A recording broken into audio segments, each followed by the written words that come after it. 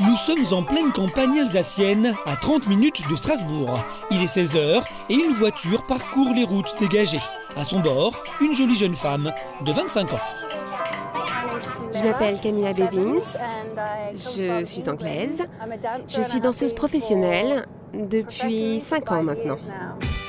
Camilla n'est pas ici en touriste, elle a rendez-vous pour démarrer un nouveau travail à Kirchwiller, un village en apparence paisible. C'est bien la première fois que je conduis vers un nouveau travail.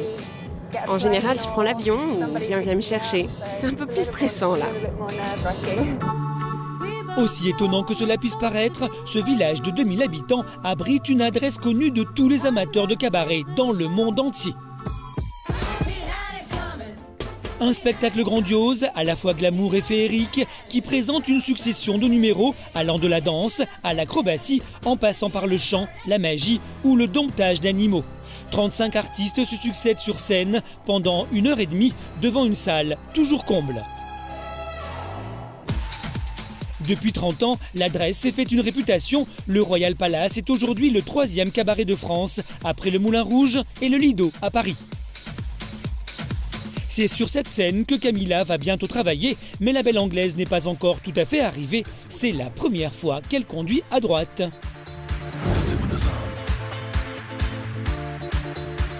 C'est très différent de l'Angleterre, c'est plus pittoresque encore, joli, mignon. Kirchwiller ? Ah, pardon, je dois continuer tout droit ou quoi ? Camilla doit se débrouiller seule. Résultat, au lieu d'1 heure de route, elle va mettre plus de 4 heures à trouver le cabaret. On va peut-être se retrouver dans un champ de vaches. Ah, c'est le Royal Palace ?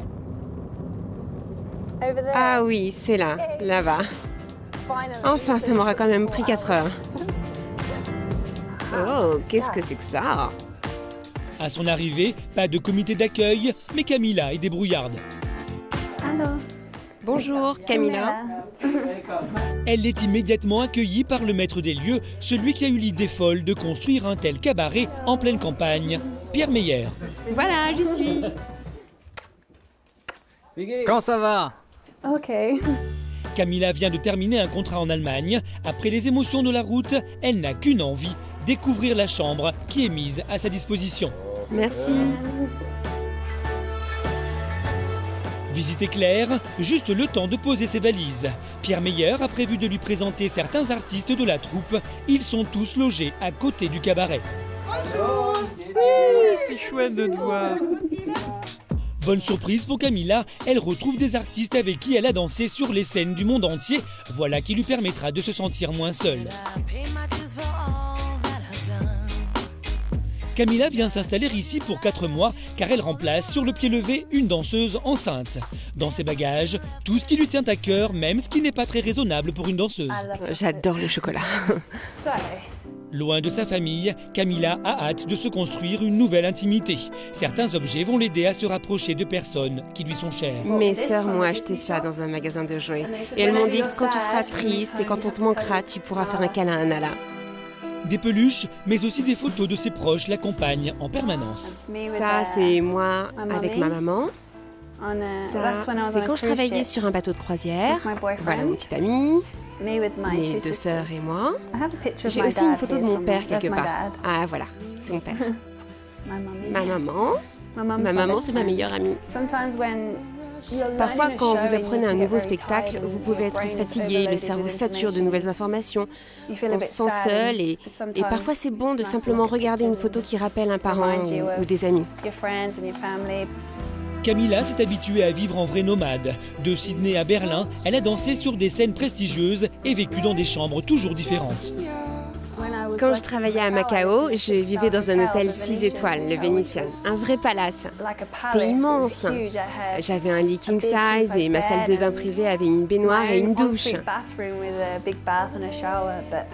Mais quand je travaillais sur une croisière, ma chambre était comme ça. Et quand vous asseyez sur votre lit, vous cognez le plafond parce que le lit est surélevé, c'est différent quoi. Mais ici c'est bien, c'est joli. Cette année, c'est à Kirchwiller en Alsace qu'elle a donc choisi de poser ses valises, motivée par la réputation internationale du cabaret. Le plus important, ma trousse à maquillage pour les shows. En bonne danseuse qui se respecte, elle n'a pas oublié sa trousse à maquillage démesurée à faire pâlir d'envie toutes les filles. En quelques minutes, elle a pris possession des lieux.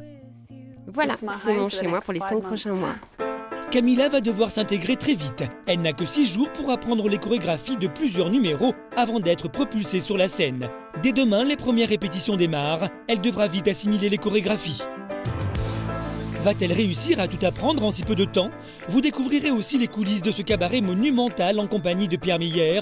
Sera-t-il satisfait d'avoir tout misé sur Camilla? Direction la Belgique, à quelques dizaines de kilomètres de la ville d'Anvers. Ce bâtiment abrite le projet le plus fou du moment, une méga production qui se jouera dans un an en Chine et imaginée par un ténor des spectacles à grande échelle, Franco Dragon. Originaire de Belgique, ce créateur de rêve s'est spécialisé dans la démesure. Après avoir créé des dizaines de shows pour le Cirque du Soleil, il a fait fortune avec des spectacles plus incroyables les uns que les autres. La tournée de Céline Dion ou Le Rêve à Las Vegas. Il ne s'arrête pas là, son nom est désormais connu aux 4 coins de la planète. Nous sommes en février 2010. Depuis un an, 400 personnes venues de pays différents travaillent ici 6 jours sur 7. Voici le directeur de cette grande équipe, Giuliano, un chorégraphe d'origine italienne. 3, 2, 1. C'est la première fois que des caméras françaises pénètrent dans son studio de répétition, le plus grand du monde. Voilà, nous y voilà. Une toute petite salle avec très peu d'artistes. Non, voilà, c'est le lieu, une partie du lieu où on travaille. Ça, c'est juste disons, on appelle ça l'aile principale. La salle a la taille d'un terrain de foot et la hauteur sous plafond est digne d'une cathédrale. Là, on travaille dans ces dimensions-là. On ne pouvait pas aller plus haut. Des dimensions gigantesques, mais le théâtre qui les attend en Chine est 3 fois plus grand. Je vous amène au théâtre. En attendant de pouvoir s'y retrouver, il se contente de sa reproduction en miniature. C'est un théâtre qui a été construit exprès pour ce spectacle. Ça, c'est du jamais vu. Ça, c'est du jamais vu.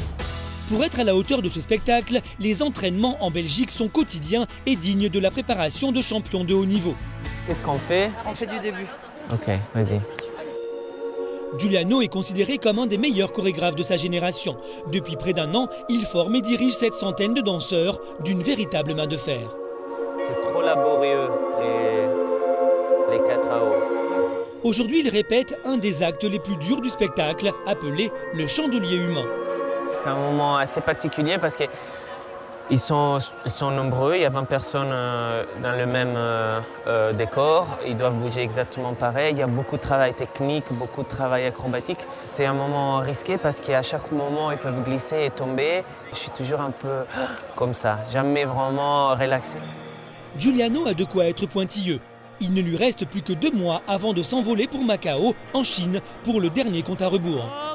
Ok, au top, vous arrêtez de bouger. Au top, vous stoppez, je veux plus un seul mouvement. Allez, on passe au tableau suivant. Merci.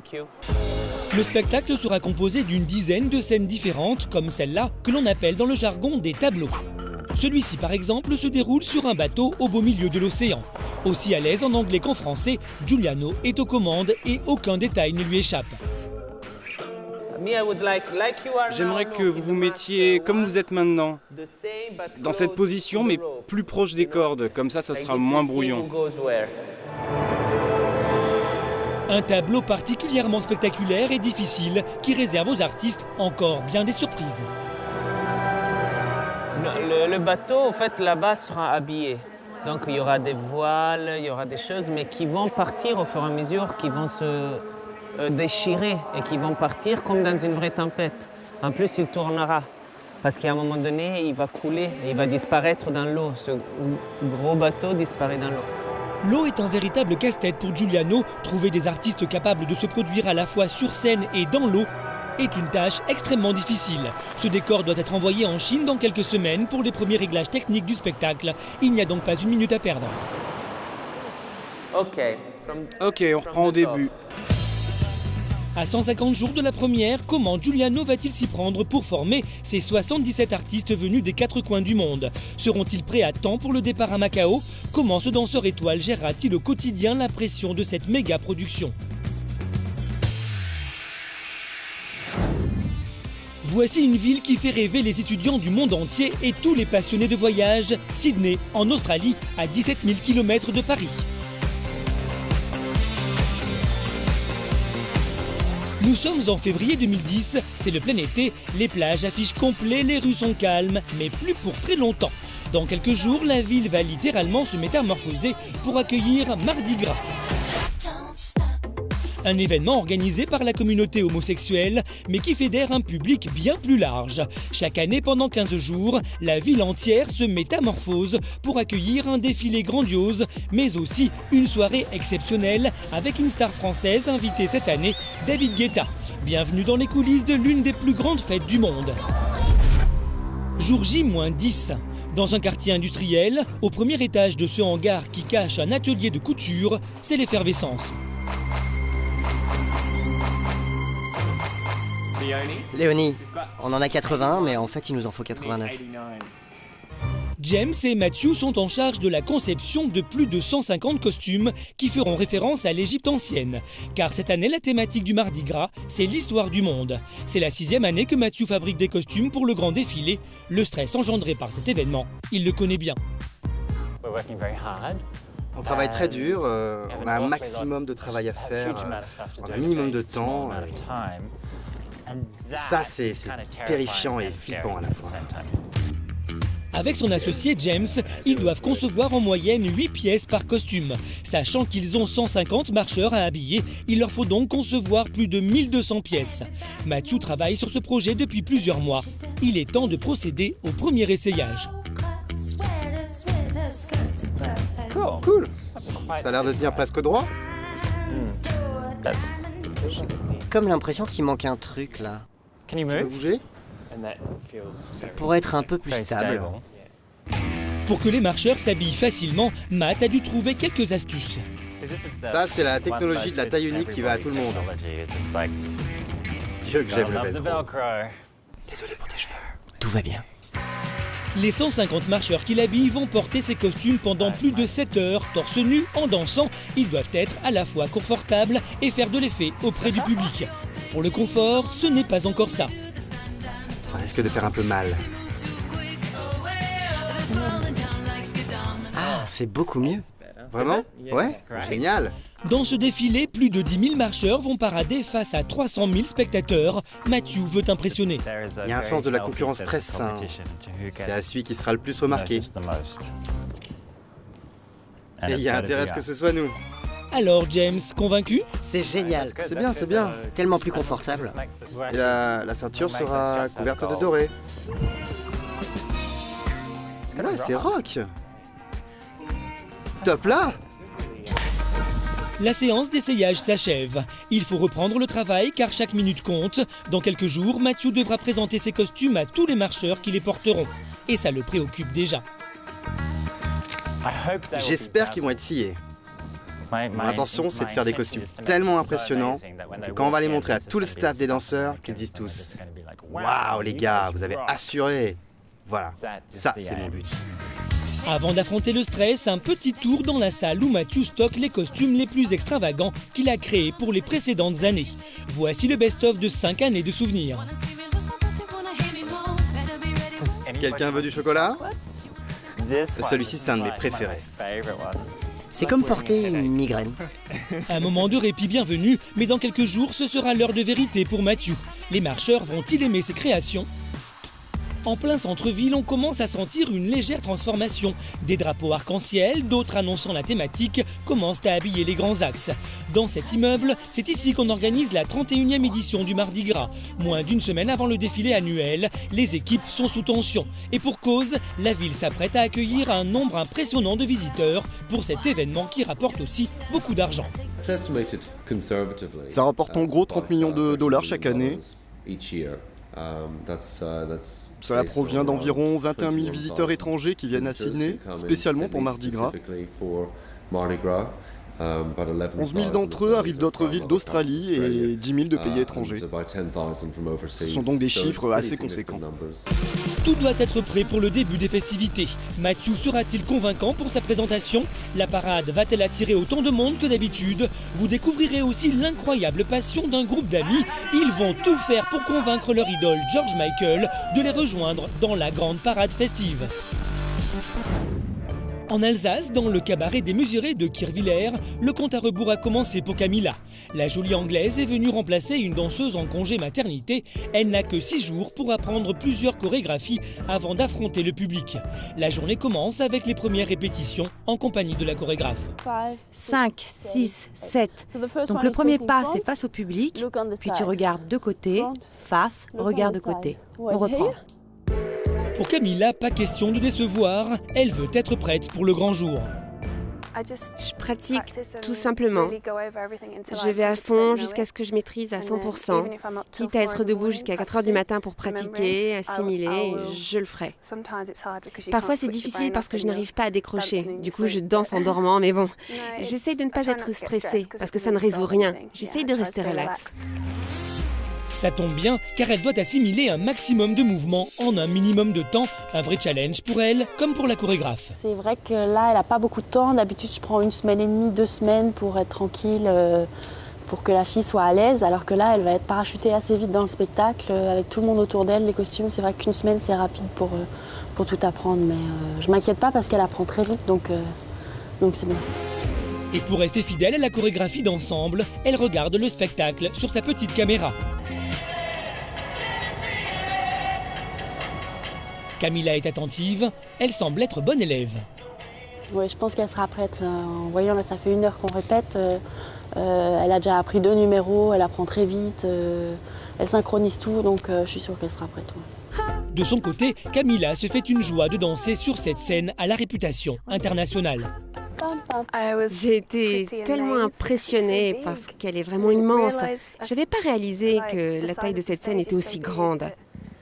J'ai plein de picotements dans l'estomac parce que je me sens toute contente, mais aussi nerveuse. Ça va être bien. J'ai hâte de démarrer la semaine prochaine. Si ce cabaret rayonne aujourd'hui, c'est grâce à l'acharnement d'un homme, Pierre Meyer. Bonjour, bonjour. Là, c'est mon premier spectacle, première production, on était encore jeune. Ici, vous avez donc Siegfried, le grand show de Las Vegas avec les Tigres Blancs, Siegfried and Roy, qui vraiment c'est des grands stars là-bas. Ils sont venus à Kirchwiller. Ça, c'est Adriana Carambeu, avec président de la Croix-Rouge. Des personnalités et des artistes qui se bousculent pour fouler la scène du Royal Palace, des hordes de visiteurs qui parcourent des kilomètres pour assister à ces spectacles. Pierre Meyer peut être fier d'avoir réalisé son rêve qui a démarré plus de 40 ans en arrière. À cette époque, ses parents tenaient un dancing populaire dans la région. Pierre est alors un jeune cuisinier et pense déjà à développer le restaurant familial. Moi, j'ai dit à papa, écoute, on va faire des dîners dansants. Et c'est déjà à l'époque que j'ai commencé à faire des... J'étais les premiers à faire les buffets campagnards.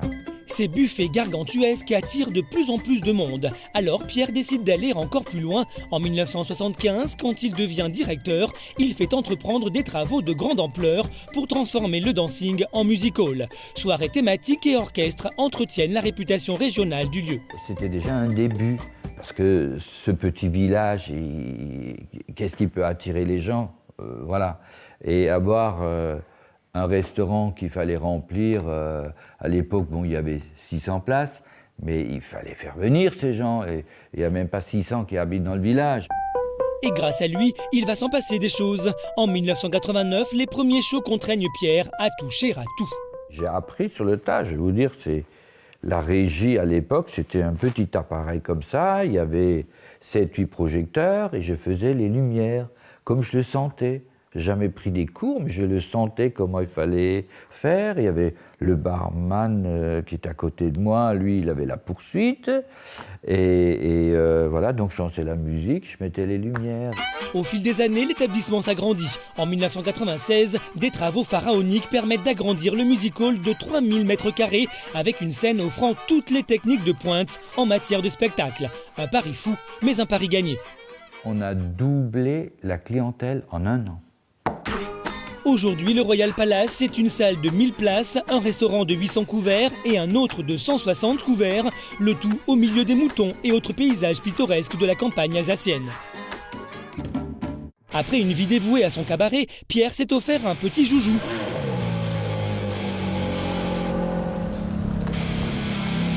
Une voiture italienne hyper sportive, un signe extérieur clinquant qui authentifie sa réussite. C'est quand même magnifique cette voiture. À Kirchwiller, qui aurait cru que ce petit cuisinier deviendrait une star? Dans le village, on ne me regarde pas pour une star. Je ne veux pas être ça. Tout le monde m'appelle Pierre et puis voilà, je suis l'enfant du pays. L'enfant du pays est resté modeste et il tâche de vivre comme tout le monde. À un détail près, tout le monde n'a pas la chance de nettoyer un bolide, encore moins en costard-cravate.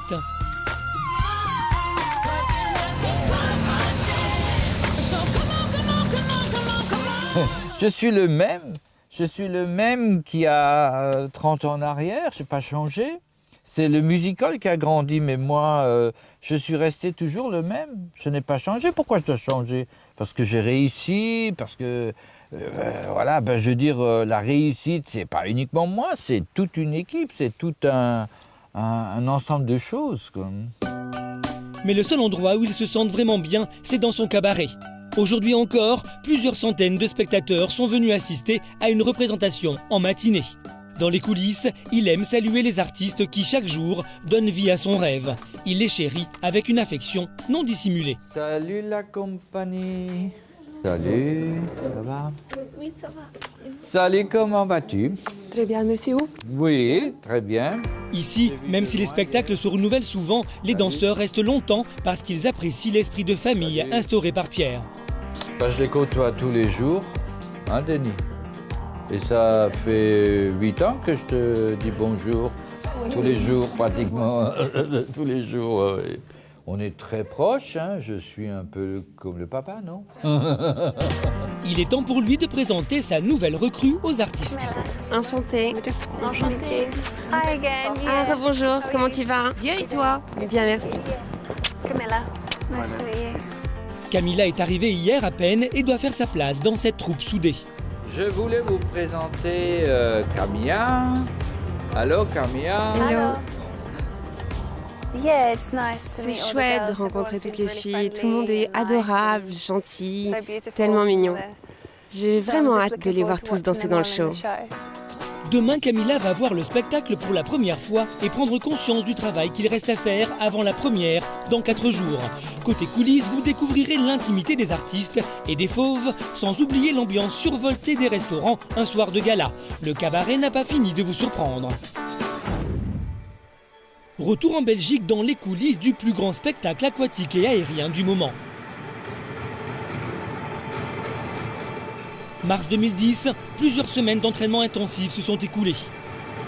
La rigueur et la discipline enseignées par Giuliano, le chorégraphe, commencent à faire effet au sein de la troupe.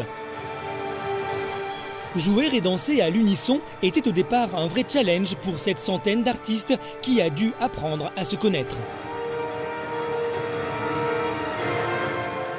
Le casting, ça a pris quand même une bonne année de temps pour choisir et tout ça. Je pense qu'on a dû voir, je sais pas, 1000, même plus. C'est énorme à chaque pays. Pour ce nouveau spectacle titanesque, Giuliano a voulu aller encore plus loin. Il a parcouru le monde pour déceler des perles rares. En Afrique, par exemple, il a découvert des artistes au talent incroyable. J'ai eu pas mal de surprises avec tout le groupe des Tanzaniens. Quand on est parti là-bas pour les auditionner, au moment où on est arrivé dans le bassin d'eau, Personne n'osait plonger dans l'eau parce que voilà, il y en avait qui n'avaient même jamais plongé dans une piscine.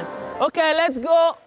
Music! Parmi ces jeunes prêts à s'investir corps et âme, la France est aussi très bien représentée. D'un côté, Anne-Caroline, 24 ans, danseuse classique. De l'autre, Lionel, 22 ans, ancien gymnaste professionnel. Anne-Caroline ne jure que par la danse depuis toute petite, du jazz au hip-hop en passant par la danse africaine.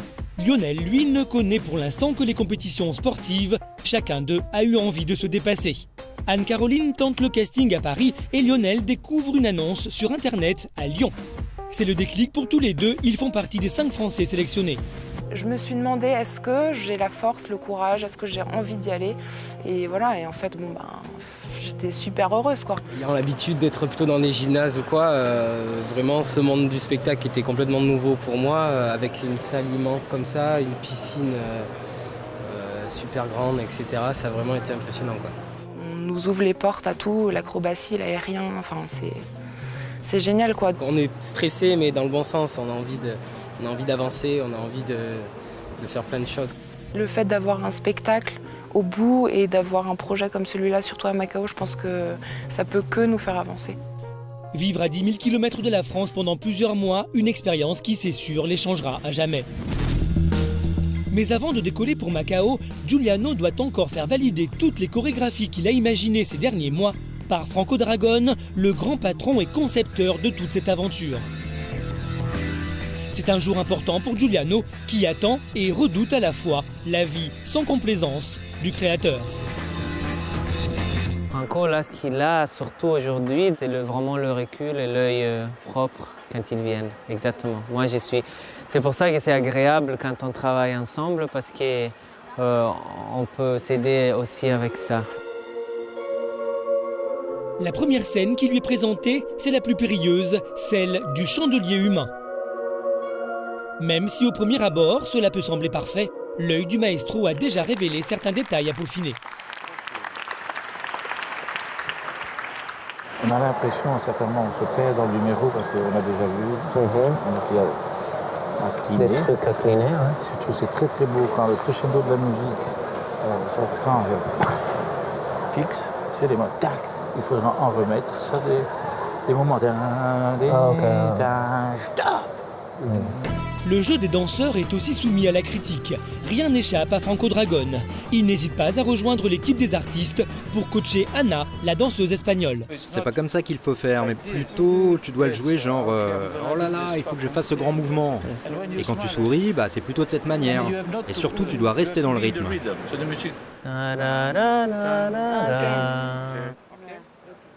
À travailler. Même nos Français ne sont pas épargnés, c'est au tour de Lionel d'impressionner. Il part plutôt confiant. Une fois sur le tapis, il rentre dans son personnage. Pour lui comme pour les autres, c'est le moment de donner le maximum. Le tableau a l'air de plaire à Franco Dragone. L'essai se confirme pour l'ancien gymnaste. C'est au tour d'Anne-Caroline, à gauche, perchée sur des talons aiguilles à une dizaine de mètres de hauteur. Fini les doutes sur ses capacités acrobatiques, elle s'élance, sûre d'elle, dans le vide.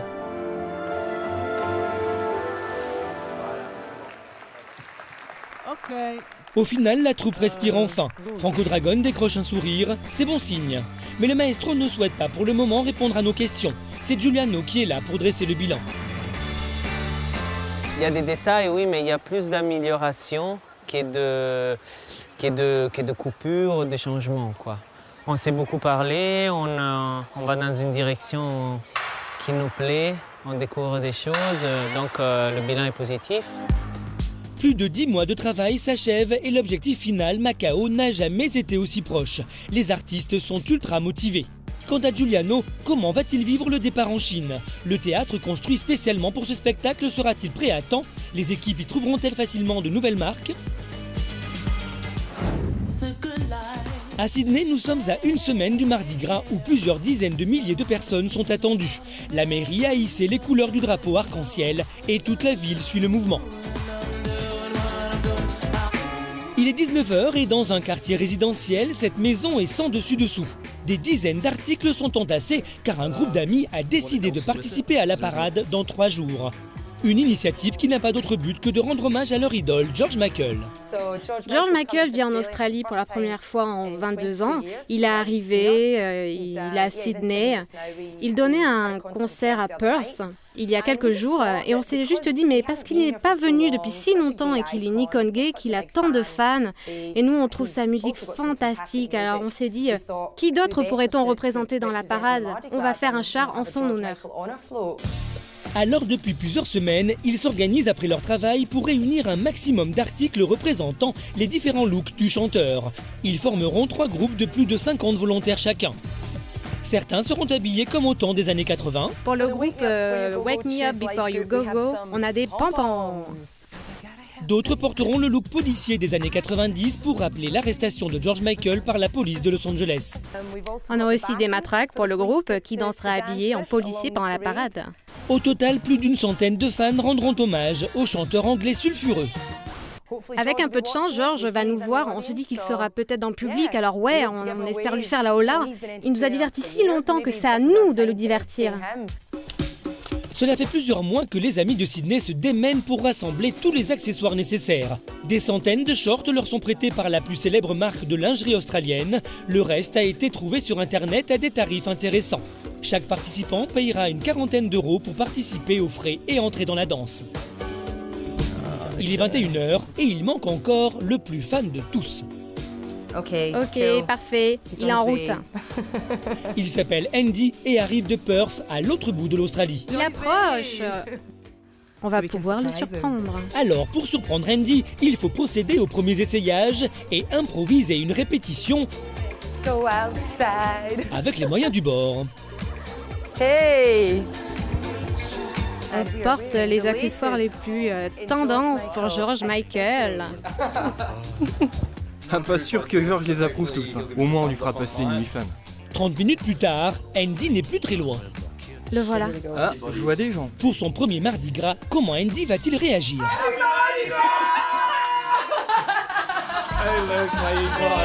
Alors t'es content? Incroyable, j'en reviens pas que vous ayez réussi à recréer tout ça, c'est si bien découpé. Je vous arrête. On a tous construit notre rêve ensemble. On s'est envoyé des emails, on a parlé sur Skype, on proposait des idées avant de parvenir à un consensus. Ça va être tellement génial. C'est notre souci du détail qui va marquer. Oui, les badges et tout. Ce sera la cerise sur le gâteau. Tout ça va rendre le char absolument parfait, comme un char qui annonce un événement officiel de George Michael.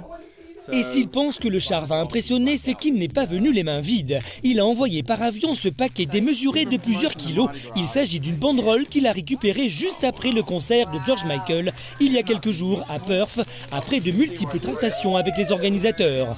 Quand on est fan, rien ne vous arrête. Non mais ça mesure combien ce truc?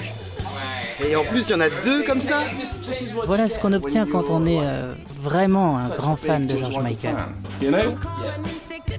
Des costumes variés, une chorégraphie originale et une banderole unique pour habiller leur char. Pas de doute, les 170 fans de George Michael vont faire de l'effet. Mais cela va-t-il être suffisant pour faire venir la star? Le lendemain, direction l'université de Sydney. Ce samedi matin, les étudiants studieux sont invisibles. En revanche, les allées sont envahies de danseurs appliqués à reproduire des chorégraphies égyptiennes. C'est une partie du groupe qui portera les costumes du styliste Matthew. Des particuliers qui ont répondu présents pour être dans la parade. Tous prennent leur rôle très au sérieux en répétant 3 fois par semaine. À Sydney, tout devient possible pour l'une des plus grandes fêtes du monde. À l'intérieur, le moment est important pour Matthew. Pour la première fois, il va présenter ses costumes sur l'Égypte ancienne à tous ceux qui devront les porter. Je fais tout pour que ce soit le plus agréable possible de porter ces costumes. Sur un présentoir de fortune, il a installé les 8 variétés de costumes qu'il a créées. Pour se rassurer, rien de tel que l'autopersuasion. Je pense que tout va très bien se passer. Il y a plutôt intérêt, sinon je vais avoir des problèmes. Les plus impatients n'ont pas pu attendre la révélation et viennent découvrir les costumes. Ils sont spectaculaires. Je sais pas comment on va marcher avec, mais ils sont... Waouh. Cette jeune femme est maquilleuse. Elle espère convaincre Matthew par son travail. Vas-y pour le doré. Ouais, vas-y pour le doré. Les médailles dorées? Fabuleux. Je crois qu'on vient de comprendre comment bien travailler ensemble avec pas mal d'éclat. Vraiment, ça va éblouir dans la parade, ça va être top. Ça se passe comme ça pour Mardi Gras. Une personnalité compétente propose une idée qui séduit et c'est dans la poche. Attention, on va pousser le présentoir lentement pour le révéler aux danseurs de façon théâtrale, en ouvrant les rideaux. C'est au tour de Matt de convaincre. Dans la salle, 150 personnes attendent impatiemment de découvrir son travail. Approchez, approchez. J'ai l'impression d'être maintenant comme à 5 minutes de la parade.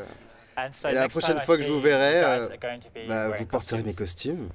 Ça paraît insurmontable pour nous parce qu'il nous reste tellement de travail à faire, mais on a tous les exemples de prêt et je voulais vous montrer où on en était.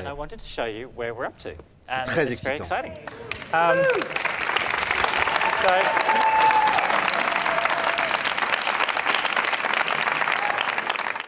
Pendant 1 heure, Matt va montrer aux marcheurs comment porter les costumes, comment bouger et ne pas risquer de les abîmer en plein défilé.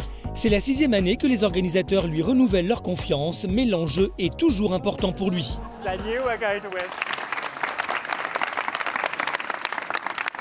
Une fois la présentation terminée, le stress peut retomber. Top là! Aïe! Ah, quel maladroit! Je pense que les retours sont très bons. C'est coloré, drôle. Ça leur permettra de révéler leur charisme naturel. Ça va être chouette. Il lui reste 1 semaine pour terminer les 150 costumes. Et coupé! Dans la salle, les danseurs démarrent les répétitions. Dans 1 semaine, ils seront plus de 10 000 à parcourir les rues de Sydney avec des costumes hauts en couleur. Matt sera-t-il prêt à temps? Vous allez voir comment la ville va s'organiser pour accueillir cette fête mondiale avant l'arrivée de David Guetta et Kelly Rowland qui vont offrir un spectacle unique.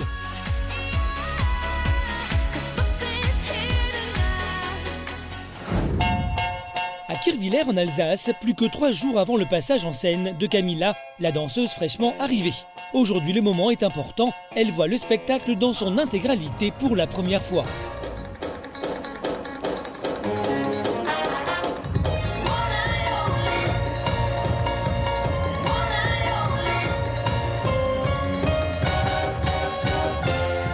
Des chorégraphies variées dans des costumes colorés qui peuvent s'avérer encombrants, Camilla est attentive car elle ne veut pas décevoir lors de sa première.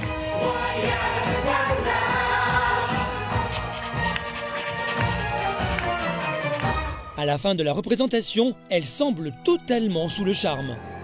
J'ai vraiment beaucoup aimé. En plus, je sais que je vais être dans ce spectacle, j'étais toute wouh! Ça me donne envie d'y aller tout de suite. Impatiente, à un détail près, Camilla devra faire une des chorégraphies seins nus, une grande première pour elle. C'est nouveau pour moi, je n'ai jamais fait ça.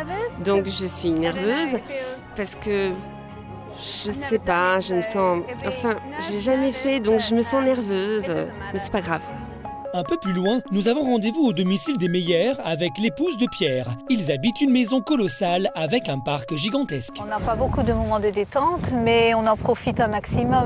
Nous ne partons pas beaucoup en vacances, donc quelque part, c'est un lieu magique ici. C'est nos vacances de tous les jours.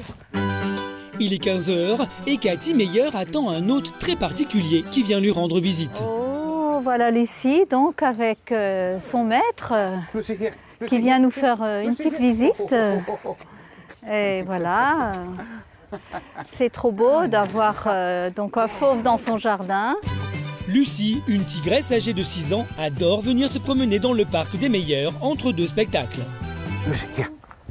Oh yeah. Gianni le dompteur est italien. Viens là. C'est bien ma fille. Lucie est née en captivité, elle est habituée à la présence humaine et aux directives de son maître. On est dans de bonnes conditions, de très bonnes conditions. C'est pour cela que tous les animaux sont assez calmes, relax, et comme vous pouvez le voir, ils ne sont pas stressés du tout. Cathy Meyer est en confiance, elle a toujours adoré les animaux. Il y en a d'autres, il a des lions, il a un puma que j'ai élevé au biberon, un tout petit bout de chou, un bébé d'amour. Et il a aussi un léopard, il a des bébés tigres, donc ça fait toute une panoplie. Même si Lucie ressemble à un gros matou, Gianni n'oublie pas qu'avec ses 180 kilos, elle pourrait ne faire qu'une bouchée de ses admirateurs. Soudain, quelque chose la rend nerveuse. Elle a entendu quelque chose. Venez, approchez. Elle a entendu le chien. Un chien qui aboie et voilà notre tigresse totalement en panique. C'est le monde à l'envers, mais on ne plaisante pas avec un fauve. Oulala, pas bon du tout là. Pendant que Gianni tente de rapatrier sa protégée, Camilla répète pour la première fois avec la troupe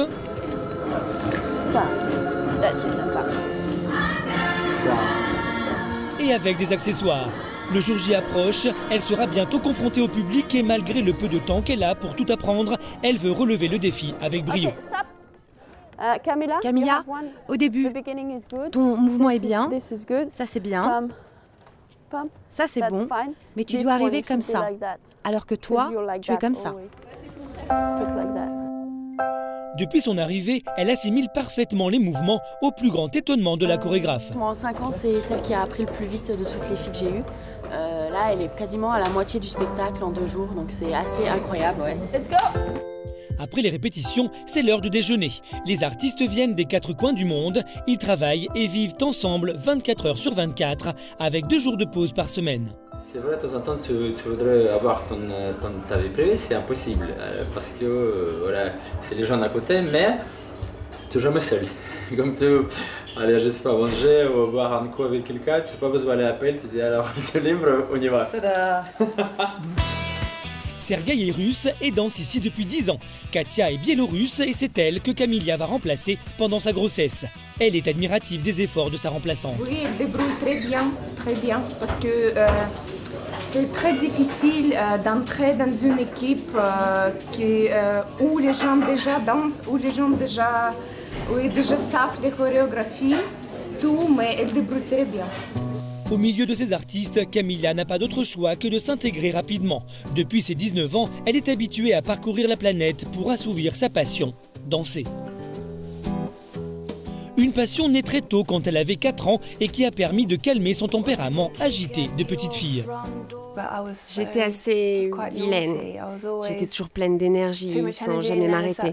Et quand je rentrais à la maison, j'étais hyper active. Donc ma mère m'a emmenée chez le docteur parce qu'elle pensait que j'avais un vrai problème d'hyperactivité dans le genre, quoi. Le docteur a pensé que je m'ennuyais peut-être et qu'il fallait me trouver une activité, une chose pour m'occuper. J'ai adoré la danse, vraiment adoré. C'était ma punition. Si j'étais pas sage, pas obéissante ou méchante à l'école, quand je rentrais à la maison, maman me disait que j'étais privée de danse. Et là, je me mettais à pleurer, parce qu'elle savait que j'adorais tellement ça. Au fil des années, elle a fini par vivre uniquement pour sa passion. À 16 ans, elle fait le choix de se lancer dans une carrière professionnelle. Oui, j'aimais vraiment être sur scène. Je sais pas, j'aimais tout simplement danser sur scène. Et pendant les compétitions, si je gagnais une médaille, c'était un véritable aboutissement pour moi. Après les médailles, ce qu'on pouvait gagner, c'était un trophée, de plus en plus haut. Et c'était simplement mon but, je voulais gagner des médailles. J'ai eu autour de 500 médailles. Et certainement, dans toute ma carrière de danseuse, depuis petite, j'ai gagné 50, 60 trophées, peut-être plus. À 19 ans, son diplôme à peine en poche, elle signe son premier contrat sur une grande croisière américaine. Camilla peut être fière d'avoir réalisé son rêve et de voyager pour danser. Son succès, c'est aussi la plus belle victoire de sa maman. Ma mère voulait danser quand elle était plus jeune, mais elle n'a pas pu parce que ses parents ne pouvaient pas lui payer ces études-là. Donc elle me répète souvent que je réalise son propre rêve. Nous retrouverons Camilla le soir de sa toute première prestation. A-t-elle vraiment assimilé toutes les chorégraphies en si peu de temps? Comment va-t-elle se comporter avec les accessoires et surtout en dansant seins nus devant 1000 personnes? Retour dans les coulisses de la super production du créateur belge Franco Dragon. Direction Paris cette fois, où nous retrouvons Giuliano, le chorégraphe. Avant de s'envoler pour la Chine, il profite de quelques heures de liberté pour se ressourcer. Et pour rester fidèle à ce qu'il aime, c'est dans un cours de danse que notre danseur étoile nous a donné rendez-vous. Au fait, là, je redeviens l'élève. Voilà, je prends mon cours de danse pour pas oublier mon corps. C'est important parce que je suis pendant toute la semaine concentré sur les artistes du spectacle. Mais avec lui, les moments de détente ne durent jamais très longtemps. Il y avait une fille dans le cours que je venais aussi regarder pour un autre spectacle que j'enchaîne après celui-ci, qui est une danseuse classique. Donc en même temps, j'ai regardé aussi la fille pour voir si elle correspondait au personnage de l'autre spectacle. À peine terminé, Giuliano repart déjà travailler chez lui, dans son pied-à-terre en plein cœur de Paris. Et ben voilà, bienvenue chez moi. Même s'il n'est là que 1 ou 2 jours par mois, c'est ici qu'il aime se recentrer sur lui-même. Et voilà ma pièce principale. Le fait de voyager beaucoup, ça fait un peu perdre les repères. Donc on a besoin de sentir, d'arriver dans un endroit et de dire voilà, je suis chez moi. Et voilà, ici, quand j'arrive à Paris, voilà, j'ai dit je suis à la maison. Son nid douillet est rempli de souvenirs de voyage à son image, minimaliste, zen et très épuré. C'est des Bouddhas que je ramène, des voyages, c'est l'esprit zen, la réflexion, la méditation et tout ça font partie de ma vie. J'essaye de vivre avec cette philosophie. J'affiche au fait un peu indirectement pas ce que je suis, ce que j'aimerais bien être. Justement, Giuliano rêvait d'être acteur de cinéma et c'est finalement la danse qui lui a permis de se révéler. Ambitieux et doué, il gravit très vite les étapes et devient danseur étoile, puis chorégraphe, jusqu'à sa rencontre avec Franco Dragone. Il y a eu quelque chose, quand on rencontre quelqu'un, on découvre qu'on aime à peu près les mêmes choses. Donc ça, c'est quand même assez rare. Et puis voilà, il m'a fait confiance parce qu'il m'a laissé beaucoup d'espace déjà aussi dans le premier spectacle. Et je pense que c'est pour cela aussi que j'ai voulu rester et travailler avec lui. Depuis, la collaboration n'a jamais cessé. C'est d'ailleurs ensemble qu'ils ont imaginé ce projet titanesque de Macao qu'il prépare actuellement. Il y consacre beaucoup d'attention, même pendant son temps libre. C'est une vidéo que je viens de recevoir, donc j'appuie sur Play. C'est un peu les tests de toutes les possibilités de jet d'eau qu'on a sur la scène pour pouvoir, moi, commencer à réfléchir à un tableau où un des personnages sera en interaction avec les jets d'eau. On a 320 jets d'eau, les jets d'eau qui montent quand même à 15 mètres d'hauteur, qu'on peut contrôler individuellement. En fait, c'est un casse-tête, mais en même temps, on peut faire vraiment des choses assez étonnantes. Même si Giuliano travaille sur le projet depuis des mois, il n'en reste pas moins le premier émerveillé. Mais le sera-t-il autant une fois arrivé en Chine dans quelques jours ? Car pendant ce temps-là, à 10 000 km de Paris, l'arrivée de cette superproduction à Macao est très attendue et vécue comme le plus grand événement de l'année par les Chinois. Cette ancienne colonie portugaise est devenue en quelques années la capitale mondiale du jeu et devance largement sa concurrente américaine, Las Vegas. Ici, les casinos poussent comme des champignons. Tout est mis en œuvre pour que les 22 millions de touristes annuels jouent et parient 24 heures sur 24. Parmi les casinos, voici le dernier né, le City of Dreams. Ce complexe géant héberge le théâtre où se déroulera le fameux méga show de Franco Dragone, construit spécialement pour ce spectacle. Ce soir, tout le Gotha de Macao s'y est donné rendez-vous pour un événement très attendu, la révélation de la date de la grande première. Maintenant, j'invite Monsieur Lorenzo à monter sur scène. La date de la première a été souvent repoussée, mais ce soir, elle sera connue de tous. C'est le propriétaire et actionnaire du spectacle, un des hommes les plus puissants de Macao, qui va la révéler. 3, 2, 1... Il n'est pas peu fier de dévoiler son nouvel investissement. 200 millions d'euros ont été nécessaires pour sortir de terre ce théâtre, dernier cri, le plus cher de l'histoire, et attirer ainsi le tout dernier bébé des Show Dragon. Santé! La grande première mondiale sera le 16 septembre 2010. Le 16 septembre 2010, Macao va découvrir le spectacle tant attendu. Le compte à rebours a commencé, nous sommes à 90 jours de la première. Giuliano et sa troupe n'ont plus droit à l'erreur. Comment toute l'équipe fraîchement débarquée en Chine réussira-t-elle à s'acclimater ? Comment va-t-elle s'adapter aux dimensions gigantesques du théâtre flambant neuf ? À Sydney, c'est le jour J, celui de la parade. 5 heures avant le lancement des festivités, des spectateurs prennent déjà place. Les premiers arrivés seront les mieux servis. À quelques pas d'ici, c'est un quartier tout entier qui a été fermé. Seuls les participants à la parade peuvent y accéder pour se préparer et répéter une dernière fois. L'ambiance est déjà surréaliste, on y rencontre des profils surprenants.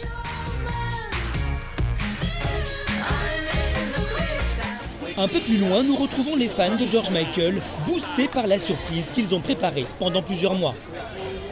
Ça s'annonce très bien. Hier, c'était hyper stressant, mais ça fait bien, ça va aller. On est à fond, ça va être top. Parmi eux, il y a Sylvain, un Français installé à Sydney. Chaque année, il ne raterait pour rien au monde cette parade festive. Ça fait 3 ans que je suis à Sydney. C'est vrai qu'en tant que Français, l'Australie, surtout Sydney, c'est la Mecque gay en fait, pour tout le monde. C'est comme un pèlerinage en fait, quand on est gay, il faut absolument aller au Mardi Gras à Sydney. Et ça, vivre ici, c'est un avantage et faire partie de la parade, c'est vraiment une opportunité exceptionnelle. Avec des costumes qui rappellent les looks de George Michael à travers les époques, ils espèrent vraiment attirer l'attention de l'artiste. Il y a beaucoup de rumeurs. On espère peut-être le voir, je sais pas, perché quelque part ou si déjà il pouvait venir nous voir dans la parade, ce serait vraiment quelque chose. Une motivation en plus pour nous. La star qui donnait un concert à Sydney hier soir sera-t-elle présente aujourd'hui? Plus que 2 heures avant la parade. Mathieu, le styliste, nous entraîne au sous-sol d'un bâtiment où les 150 volontaires qui l'habillent se préparent. Costumes, maquillage, ils veulent tous faire sensation. Pour Mathieu, la tension est à son comble. Je suis assez stressé parce qu'aujourd'hui, tous les efforts cumulés ces dernières semaines prennent forme. On est arrivé au point culminant là et je vois arriver de plus en plus de monde. Alors je me dis, est-ce que je vais avoir assez de costumes, assez d'accessoires pour tous? Est-ce que ça va être beau? Un peu plus haut, James, son assistant, rayonne dans le rôle d'un dieu égyptien. Je marcherai devant avec mes grands bras déployés. Dans la rue voisine, les costumes de Matt ont séduit une journaliste. Oh, ils sont fantastiques, ça a dû prendre des heures pour les faire et le maquillage est phénoménal. La parade du Mardi Gras est retransmise à travers tout le pays comme le serait une compétition sportive. Sur le parcours du défilé, plusieurs caméras finissent d'être installées. Si l'Australie s'intéresse tant au carnaval gay, c'est parce que les mentalités ont évolué, mais aussi pour ses retombées économiques. Des dizaines de milliers de touristes viennent chaque année pour cet événement. Donc pour l'économie de Sydney, ça rapporte beaucoup d'argent, à peu près 30 millions de dollars pour ce seul et unique événement d'une soirée. Alors pour assurer la sécurité des visiteurs et des marcheurs, plusieurs centaines de policiers et autres agents de sécurité sont sur le pied de guerre. 1 heure avant la parade, plus de 6 km de routes sont fermées à la circulation. En plein cœur des coulisses, une autre caméra capture tous les moments forts. C'est celle de Vincent, un Français installé à Sydney depuis 6 ans. Avec ses 2 chroniqueurs, ils font vivre sur Internet les émotions fortes vécues dans les coulisses de la parade. Tellement d'énergie qui se dégage de la parade, les gens sont super excités. Et plus le soleil tombe, plus l'ambiance monte en crescendo et la parade commence d'ici 1 heure, je pense. Et ça va être cool. Plus que 30 minutes avant le démarrage, les rues débordent d'excentricité. Les chars et les marcheurs sont positionnés dans leur ordre de passage. Bonjour fans! C'est bientôt le moment de vérité pour les fans de George Michael. Le chanteur sera-t-il présent pour les remercier de leur hommage? Eh bien, on va essayer de garder le rythme, de respecter nos chorégraphies, danser, s'éclater. On sait que George nous regarde, alors oui, on va s'amuser et profiter à fond de Mardi Gras et faire une super fête. De leur côté, les Égyptiens de Matt ont pris place.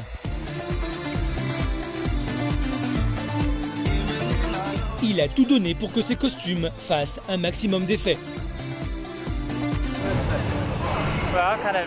Eh ben, je ressens une bonne part d'excitation. Je me languis de voir tout ça terminer et évoluer. 20 heures. Celles qui traditionnellement ouvrent la parade, ce sont les filles à moto. Les moteurs rugissent. C'est parti pour un peu plus de 2 heures d'une parade follement colorée autour du thème « L'histoire du monde ».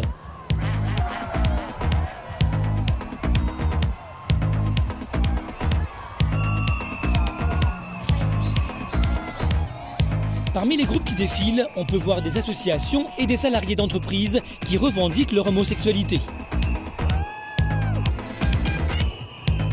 Mais il y a aussi des milliers de particuliers réunis autour d'un même combat. Ils ont tous choisi de faire la fête à grande échelle pour lutter contre les discriminations.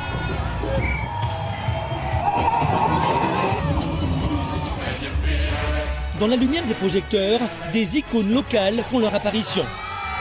Ce sont les Lifesavers, les maîtres nageurs sauveteurs emblématiques de l'Australie. C'est le groupe le plus attendu par les 300 000 spectateurs et chaque année, ils font chavirer la foule.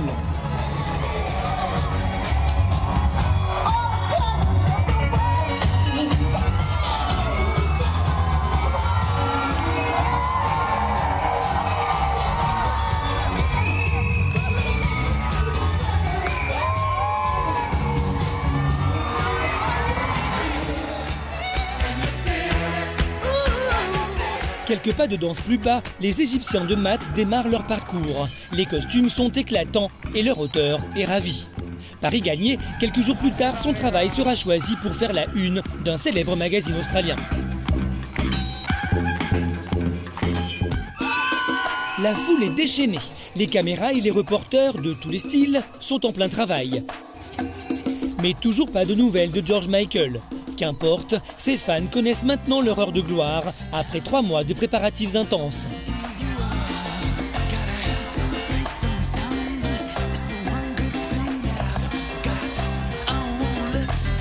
Ce qu'ils ne savent pas encore, c'est que dans quelques jours, leur idole va leur faire une belle surprise.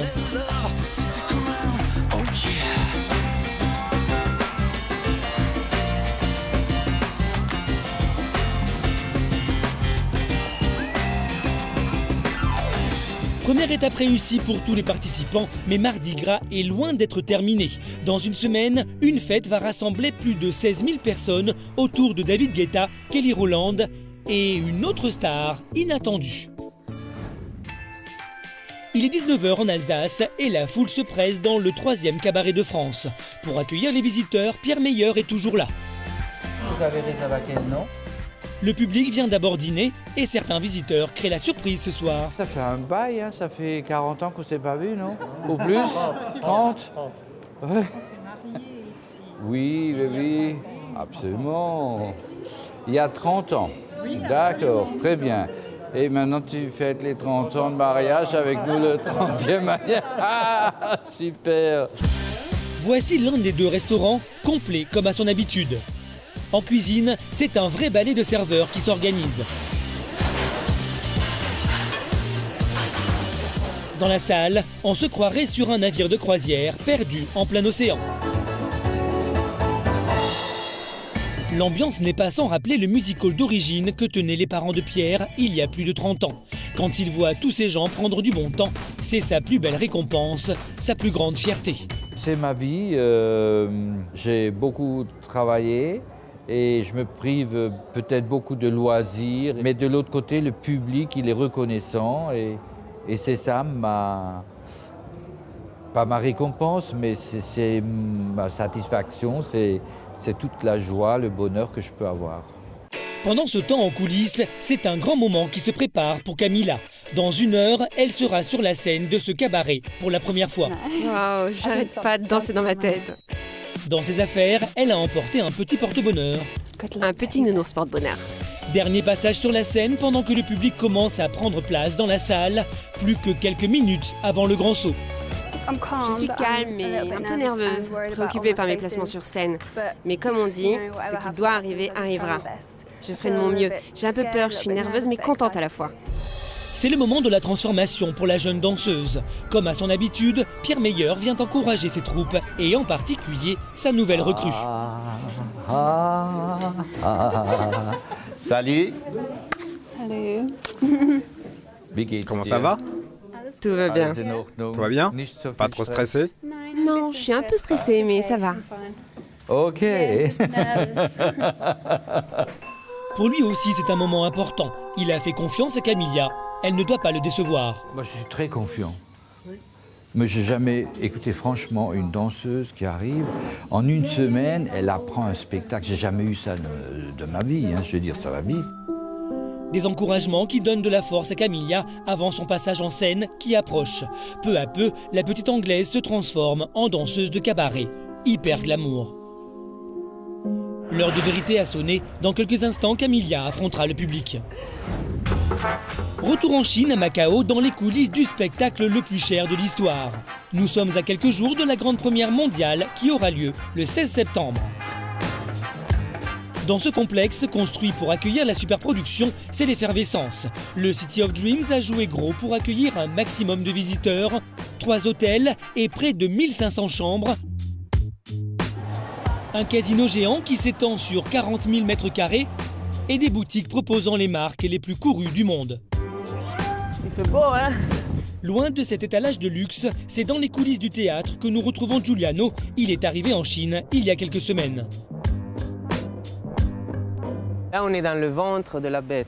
On est à ce qu'on appelle le level 4, le 4e niveau. En fait, où on fait une grande partie des préparations pour les entrées et les sorties des artistes. Donc c'est un endroit très chargé au niveau émotionnel. Parce que non, moi je souffre de vertige.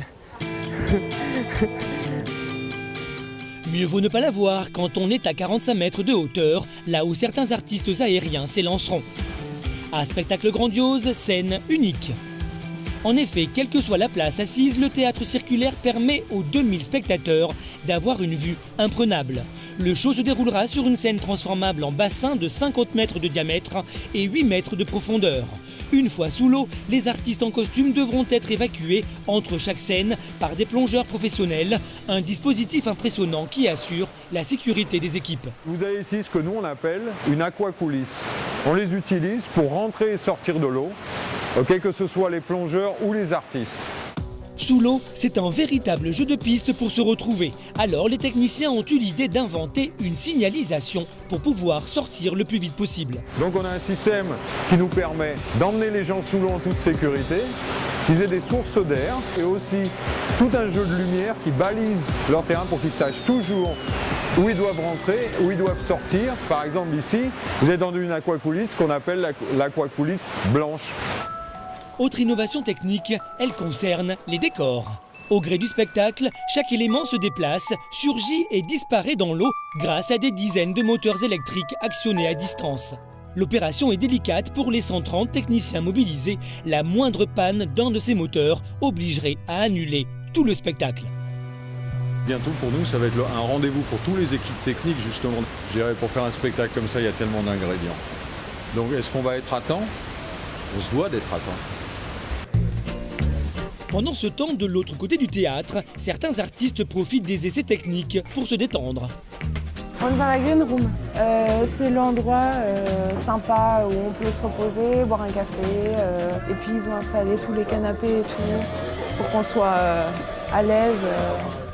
5 mois se sont écoulés depuis les répétitions en Belgique. Nous retrouvons Anne-Caroline, la danseuse française, beaucoup plus à l'aise depuis son arrivée en Chine. On était tous super contents d'arriver enfin. Un peu difficile parce que nouveau pays, nouvelle population, nouvelle culture, au niveau de la nourriture, de la température et tout ça. Mais on a été super bien accueillis, on voit qu'ils nous attendaient depuis un bout de temps. Le plus marquant reste sa découverte du théâtre. Donc là, on avait tous les yeux comme les enfants de 3 ans qui voient la chose pour la première fois. Super impressionnant et limite du mal à y croire, quoi. On a vu la piscine sous la Seine et on a l'impression d'être dans l'océan à 20 mètres de profondeur. Une fois l'espace gigantesque du théâtre apprivoisé, c'est la performance des artistes qui compte. Depuis leur arrivée à Macao, ils n'ont cessé de s'entraîner. La cadence est rude. 6 jours sur 7, ils font et refont chaque geste appris en Belgique. Lionel, notre gymnaste français, n'a pas cédé à la fatigue. On est à 200% pour que la création commence, donc ça risque d'être d'ici 15 jours là. Donc on s'entraîne comme il faut pour être prêt et pour enfin arriver au but qu'on s'était fixé, quoi. Un but dont Giuliano approche également. Assis dans un coin de la salle, il réalise lui aussi l'ampleur de la tâche qui l'attend encore avant la grande première dans 2 mois. C'est très fort parce que je me rends compte comment c'est grand. Et puis je me rends compte aussi qu'on est très proche du public, qu'on n'a pas droit à l'erreur, que n'importe quel petit mouvement, petit regard, on le verra. Il faut être très vigilant à ça. Il n'y a rien qui peut échapper au public. Donc c'est un sacré boulot. Come on. Et il ne doit pas perdre une minute car les équipes ont déjà pris beaucoup de retard. On essaye de rester quand même assez calme, surtout pour les gens qui doivent faire les choses, comme les artistes, les techniciens ou les gens qui ont la responsabilité de les faire monter, de les faire descendre, de les bouger. Il faut vraiment essayer de ne pas leur augmenter la pression qu'ils ont déjà. Donc c'est très difficile parce qu'en même temps, tu te dis oui, voilà, il faut aller vite et en même temps, il faut quand même ne pas montrer forcément ce stress, cette angoisse aussi des fois qui nous dit voilà, les jours sont comptés. Il reste 60 jours et beaucoup d'ajustements doivent encore être faits. Dernière ligne droite pour Giuliano, les artistes et toutes les équipes techniques. Le spectacle au budget colossal de 200 millions d'euros est entre leurs mains. Saura-t-il trouver son public, cher à Giuliano et indispensable pour sa survie à Macao? Voilà. 2 jours après la parade qui a rassemblé plus de 300 000 spectateurs, la folie des grandeurs n'est pas terminée à Sydney. Chaque année, pour clôturer les événements du Mardi Gras, une immense fête a lieu dans les plus grands halls d'exposition de la ville, transformés en discothèque géante.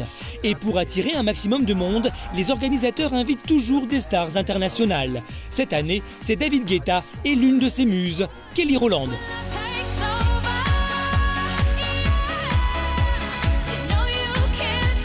Le spectacle qui sera proposé doit être unique. Kelly devra éblouir le public, alors il lui faut une tenue à la hauteur de l'événement.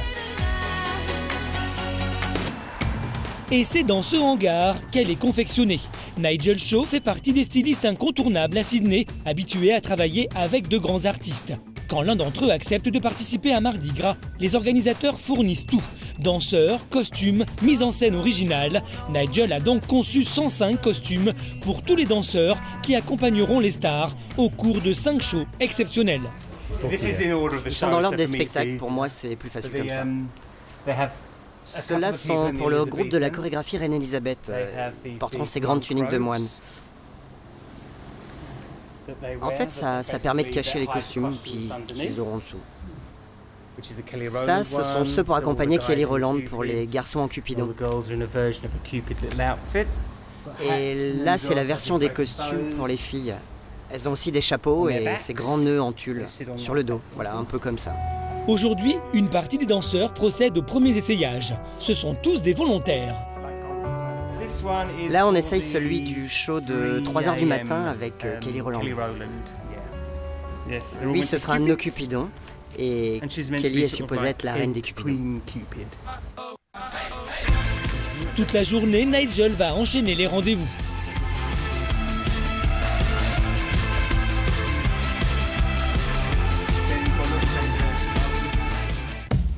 Mais les costumes les plus impressionnants sont confectionnés à l'étage où les employés de Nigel s'activent. Ça, c'est l'un de nos principaux costumes pour un des danseurs phares du tout premier spectacle. C'est notre reine Elisabeth. Cette pièce viendra se positionner et s'accrocher comme ça. Créer des costumes en quelques semaines, un vrai challenge pour Nigel et ses équipes. Ils n'ont pas un très gros budget, alors on doit composer. Par exemple, si on évalue chaque costume à 60 €, il faut tout faire pour trouver des astuces et diminuer les coûts. On se dit, bon, ok, alors je vais utiliser ceci ou cela, trouver les tissus les moins chers, même si au final, ce sera plus de travail pour rendre le tout merveilleux, mais en fait, c'est un vrai challenge. Mais en même temps, un bon challenge parce que ça vous donne des idées que vous n'auriez jamais pensé avoir. Et voici le costume de la diva qui va accompagner David Guetta. C'est donc la robe de Kelly Rowland qui va donc jouer la reine principale des anges. On a mis plein de paillettes, des cœurs brillants, ici aussi le rappel du cœur amoureux. Donc c'est une sorte de princesse d'inspiration grecque qui règne sur les Cupidos. On a aussi les ailes dorées dans le dos qui seront attachées avec la cape quand on aura rajouté les fixations. Kelly Rowland a approuvé le croquis, mais elle n'a jamais vu le travail fini. Les délais sont très courts, elle essaiera son costume la veille de la représentation. Et si ça ne lui allait pas? Ça lui ira. On l'a conçue, enfin notre couturière l'a conçue de manière à ce qu'elle soit de taille unique. Avec ses petits lacets, ça épousera son corps, mais si elle préfère, on pourra les desserrer. Donc, avec un peu de chance, il n'y a pas d'inquiétude à avoir, que ce soit trop serré ou je ne sais quoi. Verdict, dans 3 jours. À quelques pas d'ici, ce sont les décors de la soirée qui prennent forme. Ils habilleront le hall où se produiront les artistes. Moulage, sculpture et peinture, le temps presse avant le grand soir. 4 jours plus tard, nous sommes à la veille de la soirée où plus de 16 000 personnes sont attendues. Damien, l'un des organisateurs, vient contrôler les préparatifs. Ça, c'est le carré pour les DJ. C'est donc ici que samedi soir, on aura notamment David Guetta. C'est le hall principal de Mardi Gras. On a 4 halls différents, mais celui-ci, c'est le plus grand. C'est ici qu'on a mis la scène. Les répétitions du spectacle prévu à 1h du matin ont commencé. Demain, sur cette scène, des artistes feront danser Sydney avec des spectacles uniques. Pour tous ces artistes internationaux, Mardi Gras est une occasion unique. Ils ne présentent pas leur show habituel, on produit un show autour d'eux, on fournit les danseurs, les chorégraphies, des costumes originaux. Donc c'est une chance pour eux de faire quelque chose qui les change de leur routine. On dépense autour d'1 million, 1,5 million de dollars pour cet événement. Donc c'est sûr que c'est une production conséquente. Depuis quelques jours, une rumeur circule. Un autre artiste international pourrait faire une prestation surprise. Un faux ou un tox? Eh bien, je crois que... Bref, je ne devrais pas vous donner cette information, mais comme vous allez diffuser votre émission après la soirée, eh bien, je peux vous avouer de manière très confidentielle que nous allons avoir George Michael. Donc ça devrait être pas mal. George Michael s'est fait désirer dans la parade, mais il sera donc présent pour la soirée. Il a peut-être été sensible à l'hommage de ses fans. Une chose est sûre, s'il le fait, ça n'est pas pour l'argent. On ne leur propose pas un salaire de rêve, on paye seulement pour leurs dépenses, on paye pour leurs accompagnateurs, et ils font le show gratuitement. Devant les volontaires qui répètent, nous retrouvons Nigel. Kelly Rowland a essayé sa robe hier. Quelle a été sa réaction? Fantastique, ça s'est passé dans sa chambre d'hôtel et elle a été vraiment adorable. Adorable, vraiment. Elle a adoré les costumes, donc c'est validé, je suis très content. Avant de partir, nous suivons Damien dans le hall qui a tout misé sur une technologie époustouflante. Notre capacité d'accueil tourne autour de 16 à 17 000 personnes. Vous aurez environ 4 000 à 4 500 personnes dans ce hall. Des rayons laser multicolores sont testés. Demain, ils devront surprendre et éblouir un public exigeant qui en demande toujours plus. En Alsace, l'heure de vérité a sonné pour Camilla. Derrière le rideau, les filles se mettent en place pour le tableau d'ouverture. Pierre Meyer est heureux comme un roi au milieu de toutes ses beautés. Il retrouve Camilla qui commence à céder aux émotions. Cette fois, je suis vraiment stressée. 20h30, le show démarre. Les dés sont jetés pour Camilla. Sur la scène, malgré quelques décalages que personne n'aura remarqué, Camilla rayonne. Après avoir dansé sur les scènes du monde entier et répété en 6 jours à peine, quelle impression a-t-elle faite? Pour une première de Camilla, c'est extraordinaire. Moi, je trouve cette fille formidable. Et là, la chorégraphie, elle est presque parfaite. C'est extraordinaire. Elle est superbe. Quelques minutes plus tard, Camilla se sent soulagée. Ça a été dur, je suis épuisée. Mais j'ai vraiment pris beaucoup de plaisir. J'ai essayé de ne pas être hantée par les chorégraphies et je me suis concentrée sur mon visage, je souriais, je profitais. C'était mieux que ce que je pensais, donc je suis satisfaite. Je suis contente. Je me sens plus relaxe à présent et demain ce sera encore mieux. Quand elle est entrée en scène, les émotions fortes ont failli la submerger. Oui, c'était assez irréel en fait. Quand le rideau s'est ouvert et qu'au début j'ai vu le public et les lumières, je me suis dit « c'est bien réel à présent ». Je crois que je me suis emballée au début parce que j'étais très surprise et choquée par tout ce public. Choquée parce que ça m'a bousculée de me dire « c'est vraiment en train de se passer, c'est réel, c'est plus une répétition ». Mais en coulisses, tout peut encore arriver. Oui, il faut rester positif et avoir... Oh mon Dieu. Oh mon Dieu. Il faut croire que même le tigre voulait féliciter Camilla. J'ai couru me cacher derrière vous. Apparemment, Camilla a encore quelques efforts d'intégration à faire pour se sentir à l'aise, même dans les coulisses du Royal Palace. Pierre Meyer est rassuré, Camilla a été convaincante en un temps record.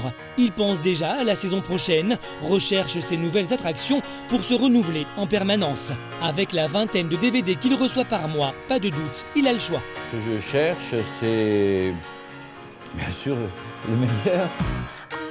C'est ça le secret de Pierre Meyer, des idées toujours plus ambitieuses. Sans cette détermination et ce petit grain de folie, il n'aurait jamais fait du restaurant familial le 3e cabaret de France. Retour en Chine, à Macao. Nous sommes le 16 septembre 2010, jour J pour Giuliano et toute l'équipe du Show Dragon. Des médias venus de toute l'Asie, des célébrités locales chinoises triées sur le volet, tous ont accouru pour découvrir le visage des héros du spectacle. Pour séduire le public chinois, c'est Fai, la jeune danseuse, qui sera la tête d'affiche. Il y a quelques mois, Franco m'a choisie. Je me sens très chanceuse d'être là et de faire partie de cette équipe, de cette grande famille. Et j'en peux plus d'attendre.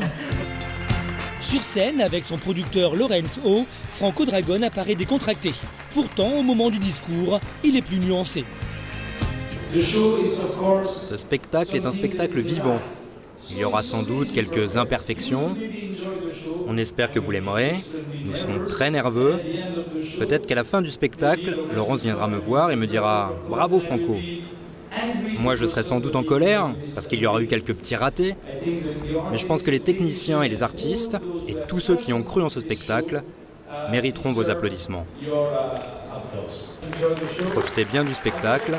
Moi, je retourne dans le monde. Un peu plus loin dans le théâtre, à 6h de la première, les danseurs sont loin d'être prêts. Ok, quand vous voulez. Giuliano les a fait revenir sur scène. Jusqu'à la dernière minute, il modifie, améliore le moindre détail du spectacle.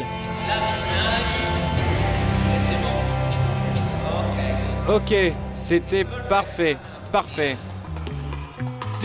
Un peu plus loin dans les coulisses du théâtre, se joue une autre course contre la montre. Dans la salle des costumes, des dizaines de minces affaires. Perruques, masques, chapeaux, des centaines de pièces faites sur mesure doivent être prêtes pour la grande première. Certaines, comme celle pour le chandelier humain, ont même demandé 9 mois de fabrication. Un vrai casse-tête pour la responsable des costumes du spectacle. Ça, c'est un chandelier femme. Et on a pris énormément de temps pour arriver à ce résultat-là. Parce que c'est une partie très importante du show. Et parce que techniquement, c'est déjà, au niveau de la maquette, c'était difficilement réalisable. Alors elles ont trouvé la solution, utiliser le néoprène, la matière qui compose les combinaisons des plongeurs. Il fait à peu près 1,3 kg, 1,4 kg sec, mais si maintenant ils tombent dans l'eau, ils prennent facilement 2 kg, puisque la matière absorbe l'eau. Chaque costume n'est jamais définitif. Et avec Franco, on ne sait jamais, donc il faut toujours qu'on soit prêt à tout. Sans compter l'effort physique des artistes. On ne fera jamais du small, medium, large, ce sera toujours du sur-mesure. L'idéal, c'est qu'ils ne changent pas trop. S'ils prennent 2 kilos, il faut qu'on élargisse les costumes. S'ils en perdent 2, il faut de nouveau qu'on rétrécisse. Il faut vraiment que ce soit à même le corps pour que la performance artistique soit faisable. Mais ça ne s'arrête pas là. Il faut toujours éblouir et créer la surprise. Alors Franco Dragon a fait venir des peintres spécialement de Belgique pour travailler le tissu. Alors là, on arrive chez Séverine. Elle va vieillir tous les costumes. Il ne faut pas que les costumes soient trop lisses et juste sortis de l'usine, entre guillemets. Elle va ajouter le sang, ajouter la salissure sur les costumes. Donc tout cet aspect vieilli, tout est fait au pinceau. Par rapport au spectacle, il y a un côté grandiose. Tout est dans la démesure. Sauf que là, on est vraiment à échelle humaine. Tout est fait manuellement, donc c'est vraiment de l'artisanat. Même quand il faut tester la solidité des costumes, c'est à la main que l'on s'en charge. Il est 18h, pendant que des visiteurs espèrent encore pouvoir décrocher un ticket d'entrée qui coûte de 25 à 125 €. En coulisses, Giuliano réunit une dernière fois sa troupe. Vous savez, vous pouvez regarder autour de vous, vous pouvez regarder partout. Tous les danseurs sont rassemblés autour de lui. On retrouve Lionel et Anne-Caroline, nos artistes français. Un moment de communion collective où Giuliano motive ses artistes et insiste sur les forces de chacun. La pyramide, les gars. Quand l'ascenseur descend, quand c'est votre tour d'ouvrir, vous savez là, pour entrer dans l'ascenseur, pourquoi vous ouvrez à ce moment-là? C'est parce que vous avez vu le pêcheur revenir avec le bateau. Vous ouvrez, mais vous ne le quittez pas du regard. Je préfère leur parler, leur donner les notes juste avant de rentrer sur scène parce que la plupart d'eux aussi oublient si je leur donne trop tôt. Donc je garde toujours le moment avant qu'ils se préparent vraiment pour qu'ils puissent se concentrer sur ce qu'on vient de dire et tout ça. Pendant ce temps-là, à l'entrée du théâtre, les derniers retardataires se pressent avant le démarrage du spectacle. En coulisses, les équipes sont enfin prêtes. 20h, le rideau se lève sur le spectacle le plus cher de l'histoire. Après plus de 2 ans de préparatifs, les dés sont jetés. Le show démarre avec une des scènes les plus périlleuses qui accapare toute l'attention de Giuliano. Pour la première, il y a le stress du danger, au fait, que quelqu'un puisse se blesser, ou ils font des choses très très dangereuses. C'est un sans faute. Et les scènes se succèdent. Les artistes se transforment en acrobates, contorsionnistes ou cascadeurs. C'est une surenchère d'effets spéciaux. Vient ensuite le fameux chandelier humain, le plus gros pari du show. Les artistes descendent sans filet, perchés à 45 mètres de hauteur, au-dessus de la scène. Malgré leur surentraînement, une petite erreur est toujours possible. Malgré cette imperfection, la seule du spectacle, les esprits ne retiendront qu'une seule chose, la féerie du show. 90 minutes plus tard, les spectateurs ravis se précipitent sur l'affiche pour immortaliser le moment. Pour Giuliano, comme pour les artistes, c'est un immense soulagement. C'est vraiment ça la plus belle récompense. C'est de voir les gens sortir avec le sourire et d'être bien, d'avoir passé un bon moment. Moi j'avais plein d'images comme ça qui se sont bousculées. La famille, les amis, tout ça. Voilà, c'était plutôt comme ça en fait. Ça fait 2 ans qu'on est là-dessus et qu'on attend qu'il y ait du monde. Donc là, enfin, il y a des gens et enfin, on peut apprécier. Pour Giuliano, l'infatigable, une aventure humaine se termine. D'autres projets sont déjà prêts à être lancés. Pour le spectacle, c'est un autre défi qui se joue. Il faut désormais remplir le théâtre 10 fois par semaine. 4 ans vont être nécessaires pour rentabiliser cette méga production.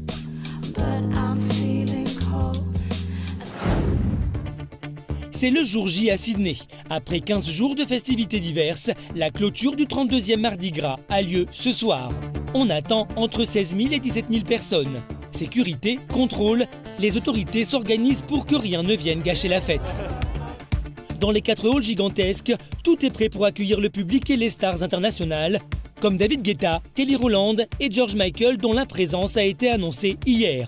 Parmi les premiers arrivés, il y a Shona, l'une de ses fans, qui pour l'occasion a remis son costume en référence à son idole. Eh bien, George va chanter ici, dans le show de 1h du matin, d'après ce qu'on m'a dit. Donc oui, je suis super contente. Et j'ai appris qu'il avait vu la parade, apparemment. Il nous a vus, donc... En coulisses, Nigel est sur le pied de guerre. 10 minutes tout le monde, 10 minutes, en costume dans 10 minutes. Les volontaires du premier show se préparent. La course contre la montre a démarré. C'est un sentiment excitant de voir autour de soi une 60aine de personnes qui portent des costumes que vous n'avez pas seulement dessinés, mais aussi fabriqués. Donc avec un peu de chance, le public va faire « Waouh, on adore ça, c'est top !» Ce genre de choses, vous voyez. Donc c'est fantastique. Le premier show va commencer. La thématique est l'histoire du monde et c'est une reine d'Angleterre très décalée qui s'apprête à entrer en scène.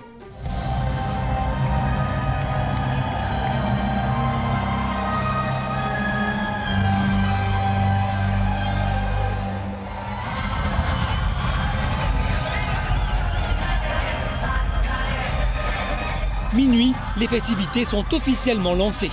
Les costumes de Nigel prennent vie devant des milliers de spectateurs. Pendant ce temps près des loges, le va-et-vient des vigiles est incessant. Dans cette pièce, George Michael, David Guetta et Kelly Rowland sont réunis avant leurs shows respectifs. Soudain, George Michael s'échappe, mais la consigne est claire, pas d'interview. Nous attendrons aussi longtemps qu'il le faudra pour décrocher un mot des 2 autres stars. À l'extérieur, le passage entre les 4 halls est bondé. Chacun y va de sa créativité, costumes originaux, tenues sexy, une seule règle d'or, s'amuser et profiter de l'été qui s'achève bientôt. Cette soirée, c'est aussi la dernière de Mardi Gras, alors tout semble permis.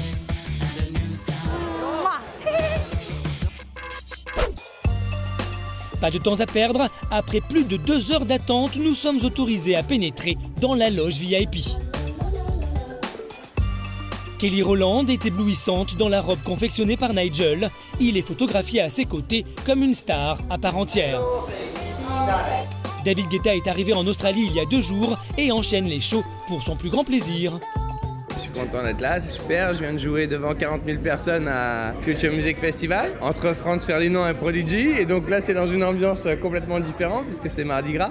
Et justement, c'est amusant de faire plein de choses différentes. Puis c'est un peu mes racines, parce que moi j'ai commencé dans les clubs gays, donc je suis content de faire ça. Un événement exceptionnel que son épouse Cathy n'a pas voulu rater, même si un voyage en Australie demande toujours une organisation particulière pour le couple. J'accompagne David assez rarement finalement, voilà, parce qu'on a 2 enfants, donc c'est pas évident voilà, de s'occuper des enfants et en même temps d'être l'épouse de David Guetta et de parcourir le monde avec lui. Donc non, mais l'Australie c'est un pays que j'adore, des gens que j'adore et lorsque sur l'agenda je vois qu'il y a une tournée en Australie, donc j'ai dit à David voilà j'aimerais bien venir avec toi, donc on organise voilà pour que je vienne.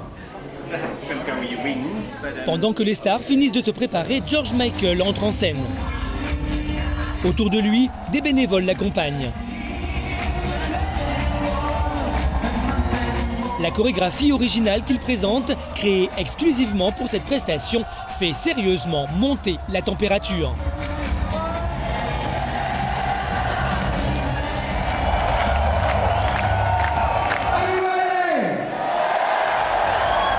Une heure après George Michael, c'est David Guetta et Kelly Rowland qui vont irradier la foule.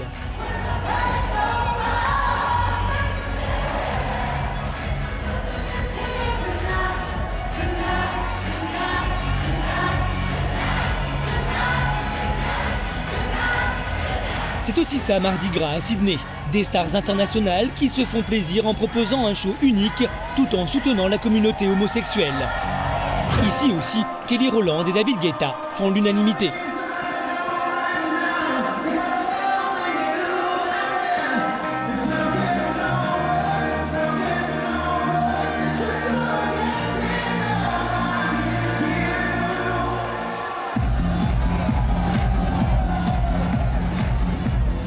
La fête va durer jusqu'à l'aube. Après 15 jours de manifestations diverses, une parade colorée pour laquelle la ville entière se mobilise et une soirée démesurée. Cette année encore, Sydney aura montré au monde entier que pour faire la fête, elle ne recule devant aucun sacrifice. De Sydney à Macao, en passant par la France, les plus grands spectacles du monde vous ont révélé leurs secrets. Ces machines à rêve n'ont pas fini de surprendre et d'émerveiller des millions de spectateurs.